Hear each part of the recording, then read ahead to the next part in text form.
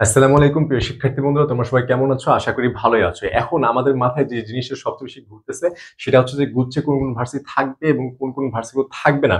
আমরা ইতিমধ্যে জানতে পেরেছি যে সাস্ট এবং জবি জগন্নাথ ভার্সিটি বেরিয়ে গেছে, এটা কনফার্ম। এছাড়াও টপ র্যাঙ্কিং যে ভার্সিটি গুলো রয়েছে, অর্থাৎ তোমরা গুচ্ছ পরীক্ষা দিলে তোমাদের সিলেক্টেড লিস্টে যে ভার্সিটিগুলোকে টপ 5 বা 6 বা 10 রাখতা, সেই ভার্সিটিগুলো কিন্তু ক্রমান্বয়ে বেরিয়ে যাচ্ছে আস্তে আস্তে। তাই কোন কোন ভার্সিটি বেরিয়ে যাবে বা না যাবে এই বিষয়গুলো নিয়ে আরো আপডেট পেতে চাইলে আমাদের চ্যানেলটি অবশ্যই সাবস্ক্রাইব করে বেল আইকন প্রেস করে রাখবা। আজকে আমরা যে বিষয় আলোচনা করবো, first update A to Z প্রশ্ন কি রকম হয়, আসন সংখ্যা কতগুলো, কে কে পরীক্ষা দিতে পারবে বা পাস মার্ক কত, এই সব বিষয় নিয়ে আলোচনা করব।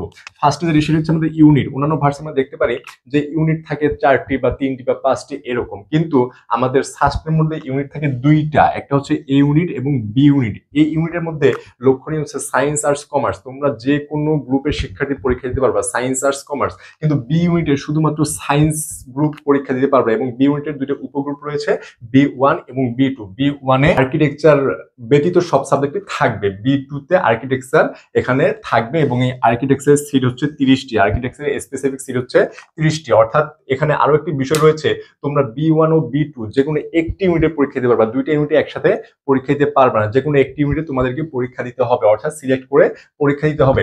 এখন চলে আসি আসন সংখ্যা, যে সিট কতগুলো থাকে ভাইয়া এই ভার্সিটিতে, কোন কোন ইউনিটে সিট কিরকম। আমরা যে এই ইউনিটের জন্য দেখি, এই ইউনিটে সায়েন্সের জন্য সিট থাকে 220টি, আর্টসের জন্য 310টি এবং কমার্সের জন্য 83টি। এই টোটাল 613টি সিট থাকে সাস্টের মধ্যে এই ইউনিটের জন্য। বি ইউনিটের জন্য 990টি সিট থাকে। এখানে হিউজ পরিমাণ সিট দেখা যাচ্ছে, তাই না?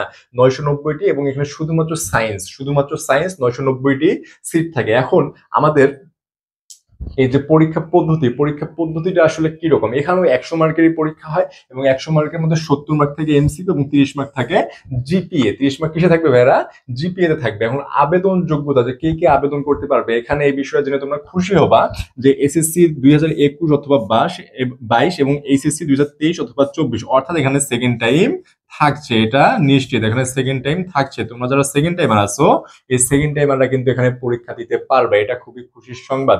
এবং জিপিএ তোমার এই ইউনিটের জন্য এসএসসি তে 3.00 এবং এইচএসসি তেও 3.00, এটা হচ্ছে মিনিমাম 3.00 থাকতে হবে এবং টোটাল তোমার 6.50 থাকতে হবে। এখন ভাইয়ারা 3 পয়েন্ট এবং 3 পয়েন্ট মিলে কিভাবে 6.50 হয়? আসলে তোমার এটা মিনিমাম 3.00, এখন তোমার 3 পয়েন্ট প্লাস পাইতে হবে, যার কারণে যাতে 6.50 হয়। এবং ইউনিট বি এর জন্য এসসি 3.50 এবং এইচএসসি তেও 3.50, এই টোটাল 7.00 হতে হবে। এখানে একটা লক্ষণীয় বিষয় হচ্ছে যে ইউনিট বি এর জন্য এইচএসসি তে ম্যাথে 3.50 থাকতে হবে, না হলে কিন্তু তোমরা পরীক্ষা দিতে পারবা না। এবং নেগেটিভ মার্ক থাকবে, এখানে নেগেটিভ মার্ক হচ্ছে 0.20, এটা নেগেটিভ মার্ক থাকবে। এবং এই ভার্সিটিতে 100 মার্কের মধ্যে পাস মার্ক হচ্ছে 40। পাস মার্ক কত? 40। পাস মার্ক তোমাদের থাকবে 40 পেলে তোমরা পাস করতে পারবে, অর্থাৎ পাস মার্ক কত? 40। এখন তোমরা ভাই জিপিএ কিভাবে বের করবে, জিপিএ নিয়ে একটা দ্বিধাদ্বন্দ্বে তোমরা পড়ে যাও। জিপিএ দেখো যে এসএসসি যারা ফার্স্ট টাইম আসো, এসএসসি কে 2 দ্বারা এবং এইচএসসি কে 4 দ্বারা গ্রহণ করলে তোমরা ফার্স্ট টাইমারা তোমাদের জিপিএ পেয়ে যাবা। এবং যারা সেকেন্ড টাইমার আসো, এসএসসি কে 1.8 এবং এইচএসসি কে 3.6 দিয়ে গুণ করলে সেকেন্ড টাইমারা তাদের জিপিএ পেয়ে যাবা। এখন ভাইয়ারা এই যে পরীক্ষাগুলো ভেঙে যাচ্ছে, গুচ্ছ ভেঙে যাচ্ছে, তোমাদের মাথার মধ্যে অনেক প্রেশার পড়তেছে, কি করবা না করবা বুঝতে পারছো না। আসলে ভাইয়ারা একটা জিনিস দেখো, যে তোমাদের এখানে পরীক্ষা পদ্ধতি হচ্ছে 2টা, একটা তোমাদের লিখিত এবং এমসিকিউ, তাই না? লিখিত থাকে এবং এমসিকিউ থাকে। এখন এই 2টার বাহিরে কিন্তু পরীক্ষা হওয়ার কোনো সম্ভাবনা নাই। এই 2টা পদ্ধতিতে পরীক্ষা হয়। এখন যখন দেখো যে ফার্স্টে আমাদের পরীক্ষা হয় কি? ফার্স্টে আমাদের ডিউ এর পরীক্ষা হয়, ঢাবি। এখন এই ঢাবিতে লিখিত এবং এমসিকিউ 2টাই থাকে। অর্থাৎ তুমি যদি এই লিখিতটা একটু ভালোভাবে প্রিপারেশন নাও, দেখো এরপরে কিন্তু জগন্নাথ ভার্সিটি এবার যেহেতু আলাদা হয়ে গিয়েছে, এখানেও কিন্তু পরীক্ষা পদ্ধতি কিরকম আগের মতো, অর্থাৎ লিখিত থাকবে এমসিকিউ থাকবে। অর্থাৎ তুমি যদি লিখিত প্রিপারেশন নাও, জগন্নাথের জন্য হয়ে যাচ্ছে, এমসিকিউ পড়তেছো বাকি সব ভার্সিটির জন্য হয়ে যাচ্ছে। অর্থাৎ তোমার প্রিপারেশন কিন্তু একটাই, লিখিত এবং এমসিকিউ 2টা প্রিপারেশন নাও, যে কোনো ভার্সিটি তুমি পরীক্ষা ভালো করবা।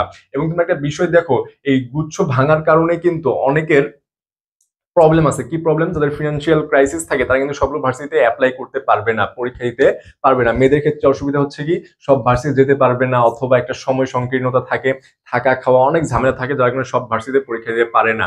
কিন্তু যারা ধরো একটা পরীক্ষা খারাপ করে ফেলছো, কিন্তু অন্য একটা ভার্সিটিতে গেলা, সেখানে দেখলো যে পরীক্ষাটা ভালো হয়ে গিয়েছে, অর্থাৎ তোমার সেখানে চান্স হওয়ার সম্ভাবনা থাকে। যার কারণে সুবিধা রয়েছে, নেগেটিভও নেগেটিভ দিকও রয়েছে, দুইটা মিলেই আসলে চলতে হয়। এবং এই যে টপ র্যাঙ্কিং যেগুলো ভার্সিটি থাকে অলরেডি, যেমন ধরো খুলনা, নোয়াখালী এবং বরিশালও অলরেডি বেরিয়ে যেতে চাচ্ছে। এগুলো কি, এগুলো বেরিয়ে যেতে যাচ্ছে, অর্থাৎ এরা স্বতন্ত্রভাবে পরীক্ষা দিতে যাচ্ছে। এখন তোমরা অনেকে বলতেছো আন্দোলন করবা, এটা সেটা। দেখো ভাইরা, এই পাবলিক ভার্সিটি হচ্ছে কি স্বায়ত্ত শাসিত, এরা সরকারের কথা না মেনেও চলতে পারে। কিরকম? যদি এরা বলে যে ধরো বাই চান্স একটা সাপোজ এক্সাম্পল দিচ্ছি, যে ঢাকা ইউনিভার্সিটি যদি বলে যে আমরা একটা বই দিব, এই বই থেকে পড়ে পরীক্ষা দিতে হবে, যে কোনো একটা বই তারা বের করলো, বইয়ের নাম ধরলাম এক্স, এই এক্স বই থেকে তোমাকে পড়ে পরীক্ষা দিতে হবে। এখন সবাই কিন্তু ওই বইটাই কিনতে হবে, এখানে সরকার বা কেউ হস্তক্ষেপ করতে পারবে না। এরকম ব্যাপারটা, এটা জাস্ট এক্সাম্পল, যদিও ডিও এটা কখনো করবে না। অর্থাৎ তোমার এই সাহিত্য ভার্সিটি যে ডিসিশন নিবে সেই ডিসিশন তোমাদেরকে মানতে হবে। এখন তোমাদেরকে এই ডিসিশন গুলো মেনেই পড়াগুলো পড়তে হবে। এবং পড়া কিন্তু ভাইয়া একটাই, মানে মেন কথা একটাই, যে পড়া তোমাকে ওই একটা পড়াই পড়তে হবে। এবং এই সমস্ত দিকগুলো সামনে রেখে আমাদের যে গুচ্ছর যে ব্যাচটি, এটার ভর্তি এখনো চলছে।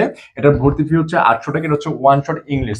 তোমাদের যারা ইংরেজি একদম জিরো থেকে শুরু করতে চাচ্ছ, কিন্তু কোথায় শুরু করবে বুঝতে পারছো না, এই জিরো থেকে একদম অ্যাডভান্স লেভেলের জন্য আমরা 800 টাকায় জিএসটি কোর্স সম্পূর্ণ শেষ করে দিব। এবং এখানে তোমরা রেগুলার এক্সাম দিতে পারবা, রেগুলার এক্সাম দিতে পারবা, এক্সামের ব্যবস্থা থাকবে। এক্সাম দিয়ে তোমাদের কি অবস্থা, আমি কি পড়াচ্ছি সেটা বুঝতে পারবে। এবং যে লেকচার শিট রয়েছে, যে লেকচার গুলো দিব, সেই লেকচারের পিডিএফ পেয়ে যাবা। লেকচার কি পাবো ভাইরা?